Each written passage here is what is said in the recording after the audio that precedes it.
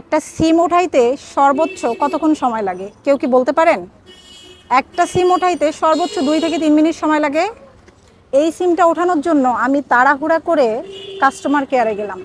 6টা বাজার 5 মিনিট আগে আমি পৌঁছাইছি, অথচ ওনারা বলল বন্ধ। অথচ 5 মিনিট সময় ছিল। ওনারা চাইলে কিন্তু আমাকে সিমটা তুলে দিতে পারতো। গেটম্যান আমাকে ভিতরেই ঢুকতে দিল না। এটা কোনো কথা? আমরা কোন দেশে আছি?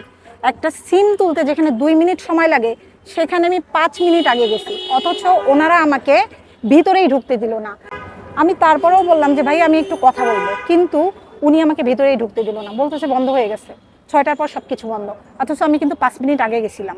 আমি 2টা বাচ্চাকে নিয়ে এমার্জেন্সি কাজে, আমাদের যে কোনো এমার্জেন্সি কাজ থাকতে পারে, এটা তাদের কাছে মূল্যহীন।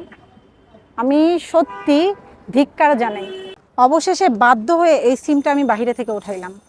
কেন আমি বাইরে থেকে উঠাবো? চাইলেই তো এটা আমি কাস্টমার কেয়ার থেকে উঠাইতে পারতাম।